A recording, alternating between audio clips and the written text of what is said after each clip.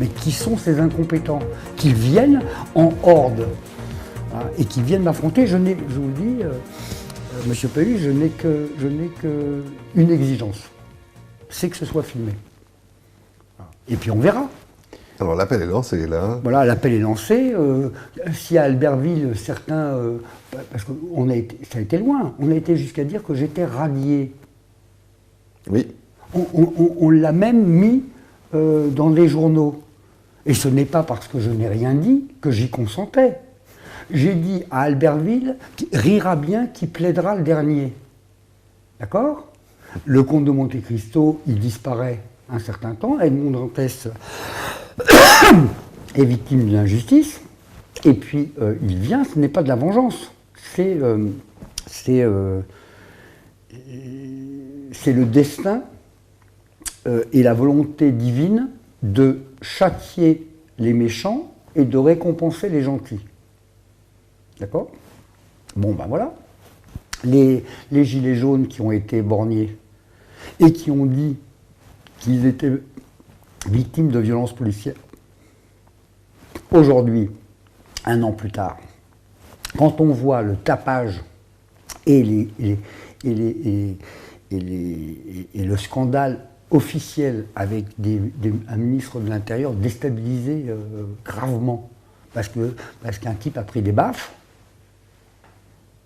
Alors qu'il n'y a rien eu pour. Alors qu'on ne lui a pas crevé les yeux, mais qu'il y a eu l'année dernière une trentaine de personnes qui ont perdu un œil, d'accord, mais qu'à l'époque, on ne pouvait pas parler de violence policière et c'était tout à fait normal. On avait répondu au commissariat et au Conseil de droits de l'homme que c'était tout à fait normal, enfin des fadaises complètes. Et j'étais intervenu à ce moment-là pour dire c'est quoi ce délire-là. Le LBD 40, il n'est pas utilisé uniquement par les policiers, il était également utilisé par les gendarmes. C'était quoi la différence? C'était peut-être le devoir de désobéissance à un ordre manifestement illégal qui avait tout changé. Quand un gendarme me demande mon attestation, cette attestation ridicule là, qu'est-ce que c'est que ce truc-là? On se fait des preuves à soi-même. J'atteste que je vais acheter une boîte de purée à l'épicerie.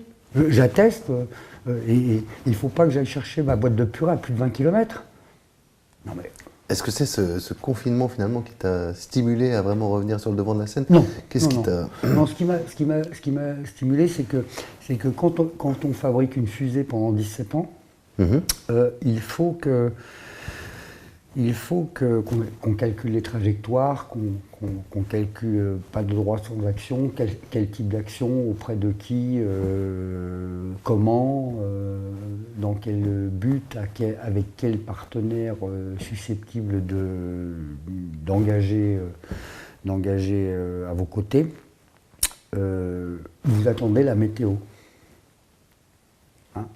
D'accord, la fenêtre de tir. Vous attendez la fenêtre de tir. Nous sommes le 8 décembre 2020. Le 8. Dans une semaine, nous allons avoir, a priori, le résultat des élections américaines. A priori. A priori. Il y a beaucoup d'incertitudes encore. Je suis étonné, en tant que juriste, je ne polémique pas. Je suis étonné que l'on n'attende pas l'issue de procédures qui sont connues et qui sont à respecter, et que l'on ait des avis avant d'avoir la proclamation des résultats officiels ou la proclamation de ce qu'il y a un problème et que la Constitution américaine, qui a prévu toutes ces choses-là, il y a des procédures tout à fait précises si jamais il y a eu fraude. Je ne suis pas en train de dire qu'il y a eu fraude. Je dis qu'il y a peut-être eu fraude, il n'y a peut-être pas eu fraude. En tout cas, on va le savoir. On va le savoir grâce quand même à Donald Trump qui nous a fait le cadeau de ne pas concéder la défaite. Et à mon sens, ce qui est intéressant, c'est que ça révèle en fait tout un processus. Bon, en tout cas, par exemple, le Vatican. Vatican, lorsqu'on élit un pape, il y a une procédure. Il y a même une fumée noire, blanche. Il y a une procédure. Comment le Vatican, qui élit ses papes selon une procédure très stricte et très réglementée, et tant que cette procédure n'est pas arrivée à son terme, on ne dit pas Habemus Papam. Bon, ben là, nous, Habemus Baidenam.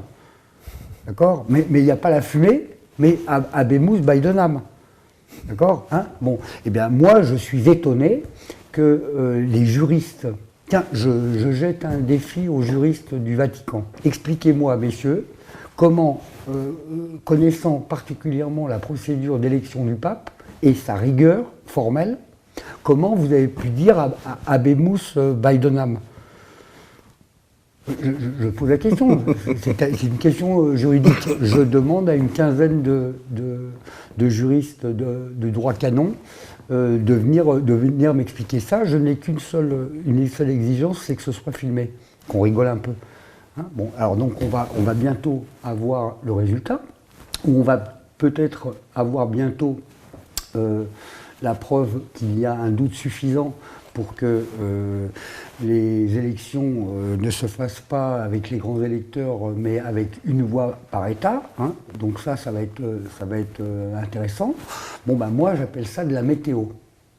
Moi, ma fusée juridique, le droit de la Savoie, il est démontré depuis le 20 novembre 2015. Tiens, pourquoi je l'ai fait le 20 novembre 2015 ? Parce que c'était mon anniversaire et le bicentenaire du traité de 1815 et que la Suisse est évidemment concernée par cette affaire. Donc le 20 novembre 2015, depuis le 20 novembre 2015, le premier étage de la fusée est prêt. Et puis la Savoie, elle a l'air bien décidée à ne pas se laisser avoir comme les autres départements français et elle a les moyens de ses ambitions. Au niveau français, bon ben, moi, je suis l'officier des sceaux du CNTF. Voilà, oui, c'est le dernier point que je voulais aborder dans cet entretien. Le Conseil national de transition français. Oui. Alors, est-ce que peut-être tu peux refaire un petit peu l'historique de savoir qu'est-ce que c'est un Conseil national de transition? Comment est-ce que c'est né? Je suis un avocat au service des gens qui me demandent de les assister et de leur fournir des arguments juridiques, quelle que soit la chose qu'ils souhaitent reconnaître. Je vous l'ai dit en aparté. Mais un type viendrait me dire comment est-ce que je peux tuer les 2 derniers rhinocéros blancs qui sont que j'essaierai de fournir un argument juridique qui lui permettrait de le faire et peut-être même n'en trouverai-je pas. D'accord ? Mais en tout cas, j'essaierai. Et puis à l'inverse, si un végétalien venait me trouver pour me dire « Maître, comment est-ce que je peux juridiquement empêcher mes concitoyens de massacrer les poussins dans des machines à broyeuses et empêcher le carnage et la souffrance animale de l'abattage dans des abattoirs dégueulasses ». Là, j'aurais peut-être plus d'arguments juridiques plutôt que de tuer les rhinocéros. Mais quelqu'un vient me demander quelque chose, moi je me mets au service de la personne qui me demande le truc. Et puis en plus, comme je suis libre jusqu'à ma réinscription prochaine, moi j'interviens gratuitement. En tant que conseil, finalement. Voilà, en tant que conseil. Alors, le Conseil national de transition français, un jour, un homme est venu me poser une question fabuleuse, c'était à Annecy, je m'en souviens comme si c'était il y a 3 secondes. Il m'a dit « Maître, comment peut-on faire la révolution en France sans se retrouver en prison ?» D'accord. C'est amusant. Une question intéressante. Intéressant. Alors là, c'est quand même une question embêtante parce que si vous lui donnez les moyens de faire la révolution sans se retrouver en prison, vous risquez d'avoir quelques problèmes, quand même. Hein, parce que même si, en toute légalité, vous faites la révolution, parce que si vous regardez sur Wikipédia à coup d'État, il y a 2 types de coups d'État. Le coup d'État militaire, et le coup d'État juridique. Mhm. Mais enfin, il y a eu quand même, par le passé, un certain nombre d'avocats qui ont eu des problèmes quand même. Hein, je ne vous parlais pas de Gandhi ou de Nelson Mandela quand même. Hein. Ils ont quand même un petit peu, subi les conséquences de leurs engagements. Je ne parle pas des avocats du FLN. Hein. Ou des brigades rouges en Allemagne. Bon, les avocats, parfois, ils sont quand même un petit peu dans le collimateur des États qu'ils combattent. En tout cas, il me pose cette question. Comme tout judoka connaissant le Bushido a une question importante susceptible d'engager la vie du samouraï, celui-ci doit répondre en moins de 7 respirations. Donc, 7 respirations. 7 respirations. Donc je compte mes respirations, parce que j'ai conscience que si je dis à cet homme, oui, il y a le moyen juridique en France de faire un coup d'État juridique sans se retrouver en tôle, ça risque d'être quand même mouvementé. Et au bout de la 3e respiration, je dis oui, vous créez un Conseil national de transition français. Qu'est-ce que c'est un Conseil national de transition À l'époque, la France avait reconnu le Conseil national de transition libyen. D'accord. Je considérais donc qu'il était quand même assez... C'est un outil juridique alors. Oui, c'est un outil juridique de droit international public, permettant à une partie de la population qui ne se reconnaît plus dans les instances officielles, qui considère que ces instances sont frappées de putativité. Ça n'a rien à voir avec les prostituées chevelues, mais c'est une apparence de l'égalité. Vous vous mariez avec une femme qui est déjà mariée, vous en êtes l'époux putatif. Bon. Alors, considérons qu'il y a une putativité des instances en place, naît une entité qui s'appelle un Conseil national de transition, qui dit, moi, au niveau international, c'est moi qui représente le peuple. C'est plus le gouvernement putatif. En France, on a quand même eu un référendum refusant d'entériner les engagements français de l'Union européenne et on a eu en 2008 un tour de passe-passe pour ratifier un traité que par référendum le peuple français avait refusé. On peut considérer que là, il y a un coup de canif dans la Constitution et considérer que tout ça est irrégulé et que depuis 2008, les institutions françaises sont putatives. En tout cas, ça se soutient. D'accord, donc c'est faire une révolution avec finalement un outil juridique. Je dirais que non seulement ça se soutient, mais que je préfère être du côté de celui du juriste qui va dire qu'à partir du moment où on dépense des millions, des dizaines de millions à couper des arbres, à distribuer dans toutes les boîtes à lettres un pavé comme ça, que moi j'étais déjà avocat à l'époque, je ne comprenais pas le texte. Je l'ai lu. Hein. Donc ça c'est le fameux traité. Le fameux traité qui a été refusé par référendum par le peuple. Le peuple a refusé en 2005 de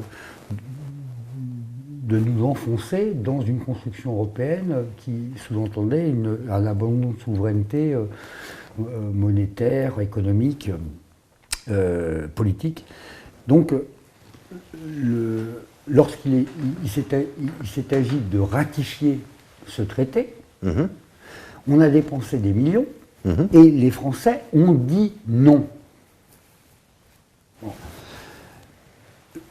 3 ans plus tard, M. Giscard d'Estaing, qui vient de nous quitter, dit, c'est disponible sur YouTube, que ce traité qui avait été refusé, il en a fait, c'était un projet de constitution européenne, il en a fait un traité simplifié, reprenant, il le dit lui-même, c'est l'auteur, hein, et puis il a paix et son âme, voilà, on ne va pas remettre en question, alors qu'il vient d'être enterré, ce qu'il a déclaré publiquement. D'accord ?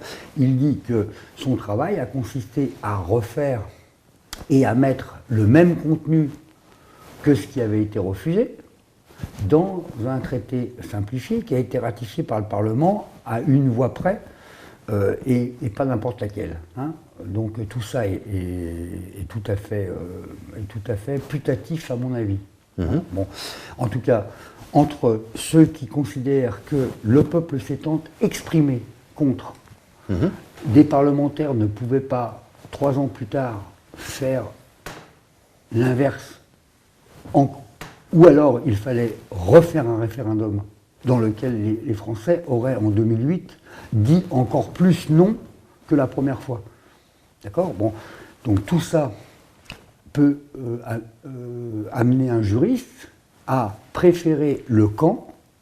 Moi, je pourrais être dans les deux camps, mais je préfère, moi personnellement, être dans le camp de celui qui défend les poussins qui partent dans la broyeuse, plutôt que dans celui qui considère que le safari des éléphants et de faire des objets en ivoire, c'est bien. D'accord ? Ça se défend, hein, juridiquement. Moi, je préfère être du côté des défenseurs des poussins. Mais peu importe. En tout cas, s'agissant de 2005 et de 2008, bon ben voilà, il y a la possibilité de considérer que tout est putatif depuis 2008, que le peuple français a été trahi, et que tout ce qui a suivi est entaché de nullité. Et ce Conseil national de transition, alors comment est-ce que ça se passerait ? Alors ce Conseil national de transition, il a été conçu au départ par Éric Fioret. Éric Fioret, d'accord. Un monsieur qui était à la tête d'un mouvement de démosophie. Donc c'est lui le monsieur qui me pose la question. Et puis ensuite, à l'intérieur de ce Conseil national de transition 1.0, dont je ne faisais pas partie. J'étais le conseiller juridique, oui, le conseiller, l'initiateur juridique, celui qui avait répondu à la question est-il possible de secouer les institutions sans se retrouver en prison ? C'est-à-dire, et donc là, l'inspiration, c'était le Conseil national de transition libyen. Voilà. Parce que ça marchait là-bas, donc ça pouvait marcher aussi ici. À partir du moment où la France avait reconnu le Conseil national de transition libyen en opposition au gouvernement légal de la Libye, la France aurait du mal à dire que le peuple français n'avait pas le droit de constituer un Conseil national de transition et de revendiquer au niveau international le fait que le peuple français a été trahi puisque par référendum il s'était exprimé et que des gens ont estimé qu'on s'en foutait. Bon. Donc, et voilà. Donc ça, c'est quelle année à peu près ? 2013 ou 2014. D'accord, et donc cet homme, Éric Fioret... Voilà, et donc il jette les prémices de ce truc-là, il anime un mouvement du 14 juillet, et puis ensuite ça évolue vers un CNT, à l'intérieur duquel il y a un flottement, et des personnes reprochent à Éric Fioret une insuffisante rigueur au plan juridique et un mélange entre la volonté des citoyens, l'organe de droit international qui est un CNT et le mouvement démosophique que M. Fioret animait depuis des années avec le talent qui est le sien. D'accord ? C'est ça, un Conseil national de transition, pour être bien clair, c'est quelque chose qui doit être complètement apolitique. C'est simplement un véhicule qui passe il a vocation à représenter au niveau international le peuple dans son entier et dans toutes ses composantes. Les chasseurs comme les anti-chasseurs. C'est une entité. Et à partir du moment où il y avait une tendance à affirmer des choses dans un cadre tout à fait libre pour M. Fioril de prôner ce qu'il écrivait, etc. Mais un certain nombre de gens ont considéré que juridiquement, tout ça était un peu trop mélangé et m'ont demandé de... Ils sont revenus à la source finalement. Oui, ils sont revenus à la source pour me demander comment je pouvais les aider à mettre les choses au clair. Moi, je n'ai pas d'animosité à l'encontre d'Éric Fioril. Je lui ai signalé que des gens réclamaient une rigueur juridique dans leur démarche et se plaignaient d'un mélange qui les dérangeait. Je l'ai informé que moi j'aide tous les Français, tous mes compatriotes à défendre leurs droits et leurs libertés. Bon, donc j'ai aidé ces gens-là. Et puis ils ont mis effectivement en place une structure très carrée au niveau juridique. J'officie pour apposer un sceau de régularité dans toutes les décisions qu'un collectif de citoyens incarnant le CNTF peuvent élaborer. Je suis l'officier des sceaux de ce. J'officie. Mais donc, pour être clair, à un moment, il y a eu scission voilà, entre le CNT, dont on entend pas mal parler en Suisse, disons promu par Éric Fioril, et puis le CNTF, finalement, qui a la même structure juridique, mais extrêmement carré au niveau juridique, extrêmement éloigné du discours démosophique et du CNT 1.0. D'accord ?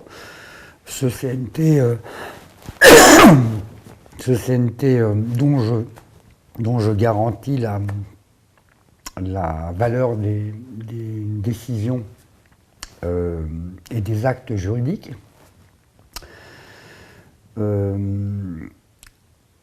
a pris acte de la démission de M. Fioril, qui lui partait dans d'autres directions. On va mettre un petit peu d'eau pour notre orateur.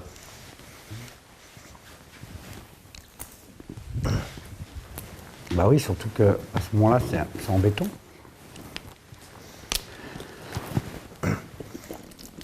Donc à un moment, il y a eu démission d'Éric Fioril. Oui, il y a eu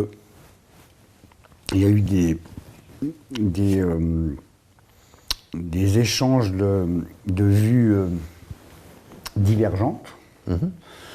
D'un côté, des gens voulant une rigueur juridique absolue. Nécessaire aussi. Nécessaire. Moi, j'ai dit à Éric Fioril que pour ce qui était de la rigueur stricte juridique du CNT, il pouvait compter sur moi, comme pouvait compter quiconque en faisait partie, pour s'occuper de vérifier que juridiquement tout ça était carré. Et un divorce est intervenu entre ces deux groupes. Et voilà, le CNT en tant que personne morale de droit international dont les actes sont, me semble-t-il, parfaitement conformes et parfaitement inattaquables. Et puis un CNT canal historique qui fait autre chose, qui prétend d'autres trucs. Qui est plus populaire, disons, qui est plus. Disons qui sont. Qui fait plus de publicité. Qui sont derrière le vaisseau amiral qui est Éric Fioril, qui est un homme que Oui, qui sait faire parler de lui. Et qui s'il me demande, comme si vous me demandez, ou si un inconnu me demande qu'est-ce que je pense en droit français de mon action, je lui répondrai.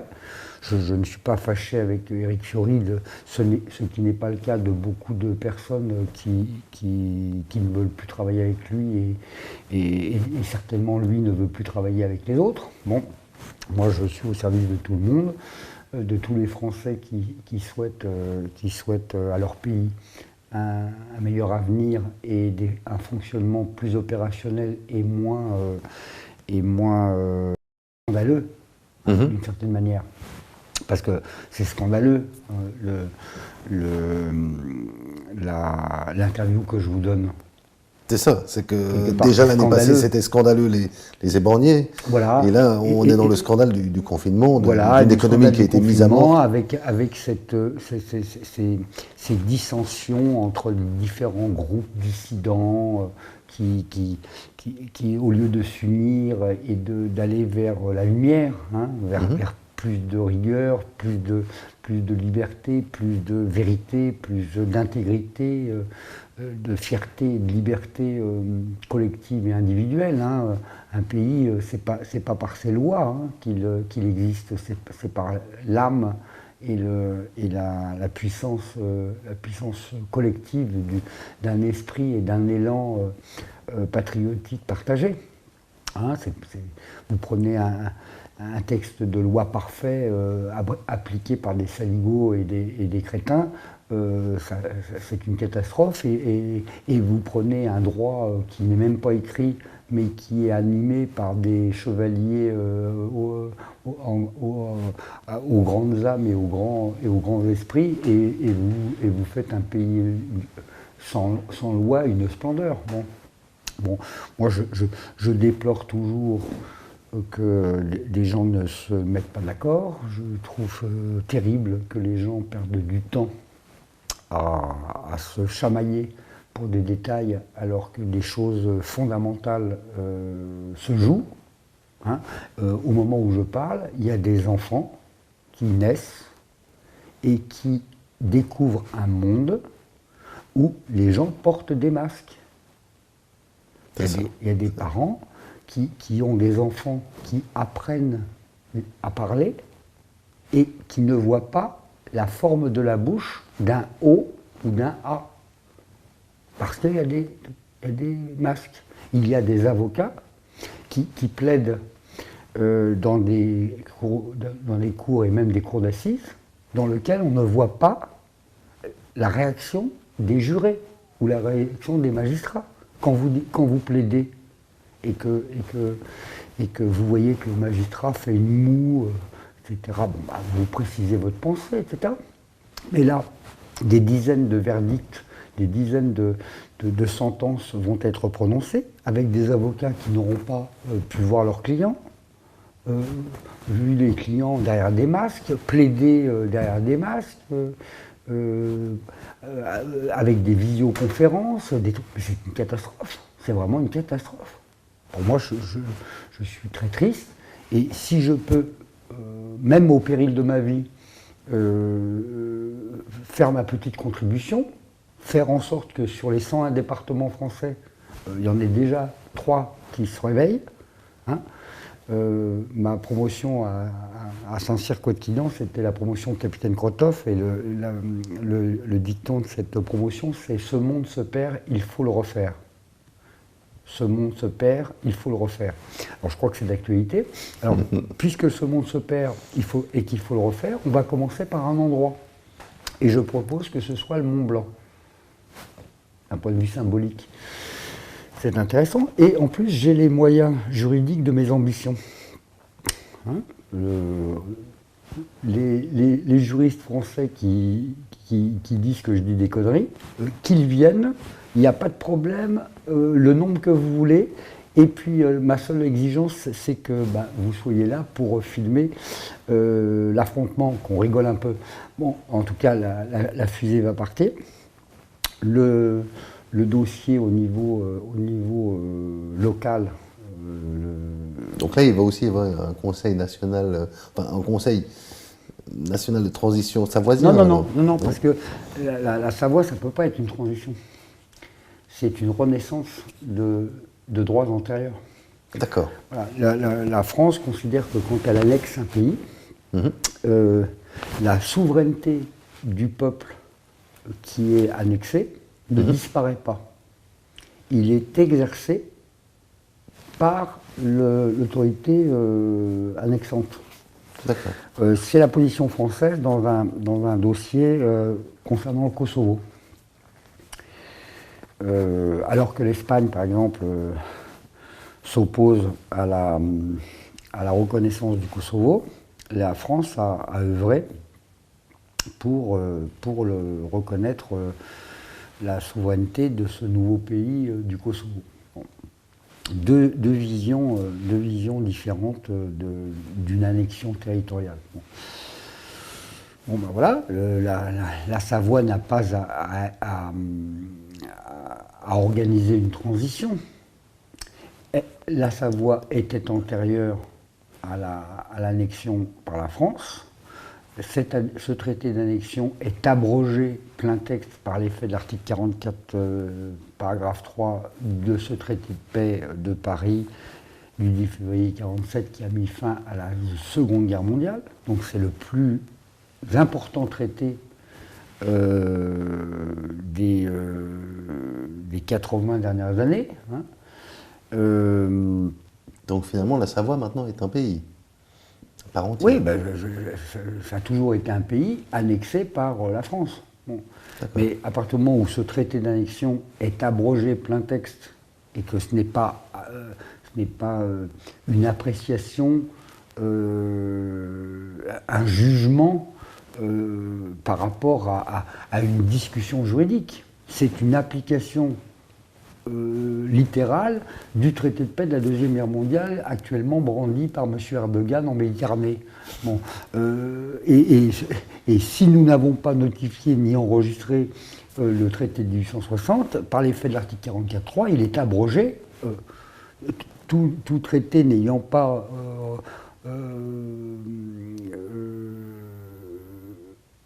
connu une telle notification, tale notificazione, comme dit la version italienne de ce traité, eh bien, sera tenu pour abroger. Donc voilà, le traité de 1860 étant tenu pour abroger, il n'y a pas de transition entre l'état du département français. Non, il y a une renaissance. Conseil national de transition français sans la Savoie, finalement. Bah oui. Si la Savoie décolle. Voilà, mais bon, vous savez, en comment France, est-ce qu'ils sont on a deux principautés, hein, quand même associées à la France, avec la principauté d'Andorre et la principauté de Monaco. Bon, bah, rien n'empêche qu'il y ait une troisième principauté de Savoie. Hein, ça évitera par exemple que les entreprises françaises avec des participations financières de l'État fassent de l'optimisation fiscale. On rêve quand même. Hein, donc des prises de participation de l'État dans des sociétés qui font de l'évasion fiscale au Luxembourg, d'accord, pour échapper à l'impôt français. C'est quand même pas mal. Moi, personnellement, je préférerais qu'au lieu de donner de l'argent aux Luxembourgeois, on donne de l'argent à Annecy, en pleine zone franche. Merci la Suisse. Et puis, je pense que la Suisse n'y verra pas d'inconvénient à ce que la Savoie constitue une zone de population tampon par rapport au reste de la France qui s'enfonce dans une crise dont on ne sait pas où elle va s'arrêter. Moi, je suis français, moi, je ne suis pas de la Savoie. Comment est-ce qu'ils sont, Fabrice Bonnard, face à... après 17 ans de travail, finalement, un travail assez ingrat. Hein, oui, oui, ça a été compliqué. Je me dis que si jamais il y a 3 départements, la Savoie, la Haute-Savoie et Nice, qui se sortent de ce bourbier pour renaître à partir du système juridique moribond et objet de ce multiple défi, si jamais ces 3 départements s'en sortent, ça sera un merveilleux exemple pour le reste de mon pays, et parce que j'aurai sauvé les droits et et abouti dans ma démarche pour la Savoie, eh bien, je serai récompensé à la fin parce que ça fera réfléchir mon pays. Il s'est très très mal comporté avec la Savoie. Voilà. Et lorsque j'ai fait ma première conférence à Moutier, il y avait une vieille tignarde, une dame de 103 ans, qui est venue soutenue par deux voisines de respectivement 92 et 93 ans. Drôle d'aréopage que ces trois vieilles dames. La centenaire avait des très beaux yeux bleus, les yeux ne vieillissent pas. Elle avait le regard tout ridé et ses voisines nonagénaires me disent, vous savez, maître, vous pouvez être fier parce que madame, je crois qu'elle s'appelait Almoz, ça fait plusieurs décennies qu'elle n'est pas descendue de sa maison. Elle habite un hameau au sud de Tignes. Et elle a tenu à venir, ils n'ont pas rajouté avant qu'elle ne meure. Mais elle avait 103 ans. D'accord ? Et puis elle me raconte qu'elle avait plus de 100 descendants. Parce qu'elle avait eu plusieurs enfants, qui eux-mêmes ont eu plusieurs enfants. Et elle avait des arrière petits-enfants, le dernier venant de naître.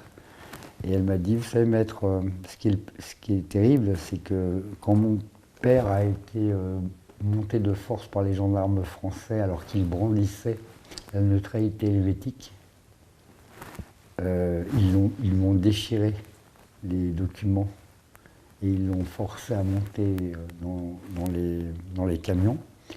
Il a été envoyé au front et il est mort dans les heures qui ont suivi, pour l'exemple. Et ma mère a dû nous élever tout seul, mes frères et sœurs. Et comme on n'avait pas beaucoup d'argent, il n'y a que notre petit frère qui a pu faire des études. Et bien dans tous mes plus de 100 descendants, ce sont que les descendants de ce petit frère qui ont les beaux métiers. Voilà. Ils ont des beaux métiers.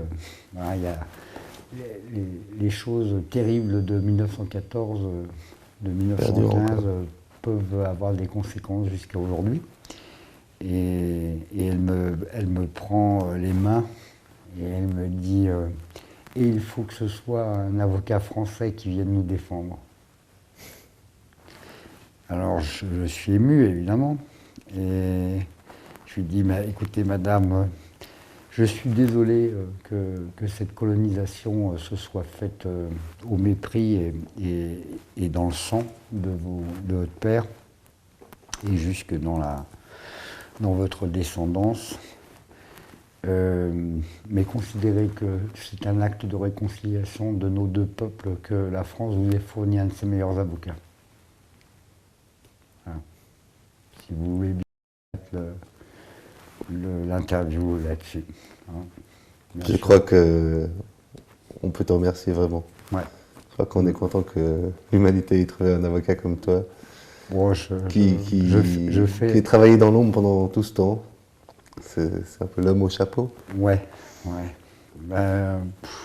Si c'était à refaire, je le referais. Hein. Et puis je suis optimiste. Et j'espère que la Savoie, qui est un tout petit pays, tellement petit pays qu'il doit voir grand, sera bien avec tout le monde et mal avec personne, en particulier avec ces trois voisines ultra puissantes que sont la Confédération helvétique, la République italienne et la République française. Je souhaite que ce peuple soit un beau peuple. Et si je viens à en mourir, eh bien qu'il reste que la France a fourni un de ses avocats à ce peuple pour l'aider à retrouver sa liberté, et puis à être très exemplaire. Voilà. Ça, mon rêve personnel, c'est ça.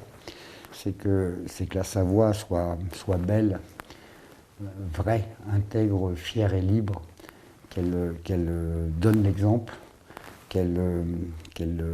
contribue par sa richesse et sa renaissance en dernier, hein, the last but not the least, que la Savoie consacre une bonne partie, pourquoi pas 10% de ses revenus à aider les peuples qui sont dans la difficulté, que cette neutralité helvétique, elle soit l'occasion de la renaissance d'un peuple exemplaire et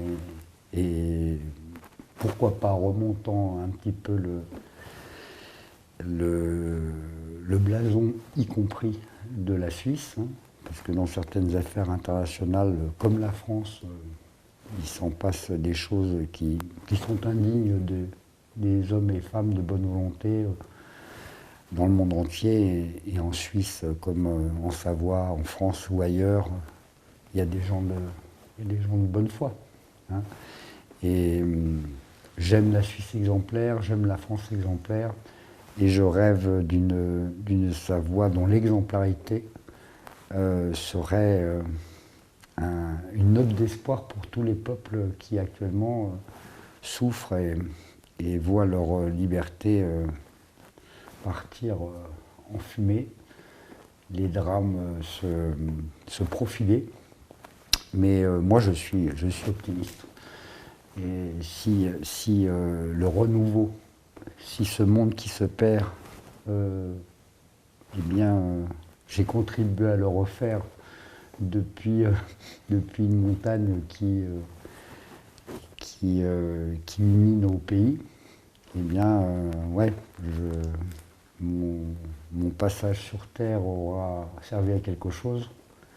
Et je ne regretterai rien, même si le résultat n'est pas au bout. Eh bien, j'aurais essayé et j'aurais donné l'exemple. Voilà. Exemplaire. Oui. Moi, c'est toujours une grande émotion que de te rencontrer. Bon, c'est gentil. Merci beaucoup. Et puis, j'espère qu'on a dit des choses intéressantes pour ceux qui vont nous regarder. Ça fait plusieurs années hein, que je ne me suis pas rompu à l'exercice de la vidéo, mais merci beaucoup pour cet entretien qui était sympa. Merci à toi de l'avoir accepté. Oui, vraiment. Et puis à bientôt et merci à tous vos spectateurs. Je suis à leur service pour autant qu'ils soient des hommes et des femmes de bonne volonté. C'est ceux-là qui font avancer les choses. Hein. Et puis, c'est un effort de tous les jours hein, que de se battre contre ses bas instincts, contre ses faiblesses. Et si ce monde se perd et qu'il faut le refaire, il faut déjà commencer à le refaire chacun, nous tous, là, en commençant par soi-même. Je ne peux rien faire pour vous, quoi. Mais vous pouvez tout faire pour vous-même, et puis moi, je peux tout faire pour moi-même. Voilà. Et quel qu'en soit le prix, la question, c'est est-ce que je suis conforme à ce que j'estime être bon et œuvre bonne. Voilà. Toute la question est là. Nous avons tous des faiblesses, mais qui connaît ses faiblesses est réellement fort. Voilà. Donc rien n'est impossible. Faut-il déplacer le Mont Blanc avec une petite cuillère? Pas de problème, donnez-la moi, je commence. Et puis on en reparle dans 15 jours, parce que dans 15 jours, à la petite cuillère, on commence à déplacer quand même quelques mètres cubes. Et en 17 ans. Et oui. En 17 ans. Et puis si nous sommes des millions et des milliards à vouloir que ce monde qui se perd, nous le refassions avec des technologies qui rendent illusoire le mensonge. Hein. Tout est dans la boîte, tout va à toute vitesse, Bon, bah, c'est formidable qu'on rentre dans un monde où tout le monde va dans une direction lumineuse, où ceux qui ont le malheur d'être obscurs, égoïstes et malfaisants, eh bien, se diluent dans une montée spirituelle générale que personnellement, moi, je vois. Hein. Il y a beaucoup de gens, et c'est d'ailleurs le malheur du confinement, et à la fois le côté positif, c'est que les gens est obligés d'arrêter, hein, et puis de se poser, de réfléchir un peu. Bon, ça n'a pas été mon cas, le confinement. C'est plutôt le moment où je sors du bois. Mais moi, j'ai été confiné pendant presque deux décennies, pour des raisons de sécurité, pour des raisons de concentration, pour des raisons de trucs. Bon. Et puis voilà, que cette interview soit ma petite pierre à l'édifice, que j'invite tout le monde à prendre à bras le corps et puis à faire dans son coin ce qu'il peut faire. Voilà. Hein. Que chacun fasse ce qu'il peut faire pour qu'on ait un monde meilleur à la sortie de cette crise planétaire qui peut nous amener beaucoup de malheur. Mais la crise, en chinois, c'est 2 idéogrammes, c'est danger-opportunité. Voilà. Donc, grand danger, mais très très belle opportunité de défier les malfaisants et de les mettre face à leur noirceur, non pas pour les châtier, mais pour les inviter à aller dans une direction beaucoup plus agréable, même si elle est douloureuse. C'est plus facile, hein, de voler que de travailler durement pour avoir le même résultat. Bon, mais c'est pas pareil d'avoir un objet que l'on a volé et un objet que l'on a rêvé et dont on s'est donné les moyens de ses ambitions. Moi je rêve d'un monde lumineux, d'un monde qui change depuis le Mont Blanc. Et voilà, je l'ai rêvé et je l'ai fait. Voilà. Et je ne doute pas que la fusée sera belle et qu'elle plaira à tout le monde, y compris à la France, voilà. Y compris à la Suisse, y compris à l'Italie, y compris à l'Europe, y compris à l'ONU et au monde. Parce que voilà, je rêve d'une Savoie et d'un drapeau de Savoie qui ressemble au drapeau suisse. Mais le blanc va jusqu'au bout. Mmh. Et toi, tu vas jusqu'au bout aussi. Voilà, et donc je rêve que ce drapeau de Savoie, il flotte dans plein d'endroits du monde où il se passe des choses bien et où ce dernier peuple colonisé, avec son avocat français en bout de course, et qui a beaucoup vieilli, hein, parce que j'ai commencé, j'étais un jeune homme. Mmh. Maintenant, je commence à être un vieillard. Voilà. Oui, mais il y a l'expérience en plus quand même. Ouais. Hein. En tout cas, je ne regrette pas. En tout cas, je te remercie vraiment beaucoup pour cette interview et je pense que voilà, on a appris beaucoup de choses. Top. On verra. Bon, merci à tous. Bonsoir.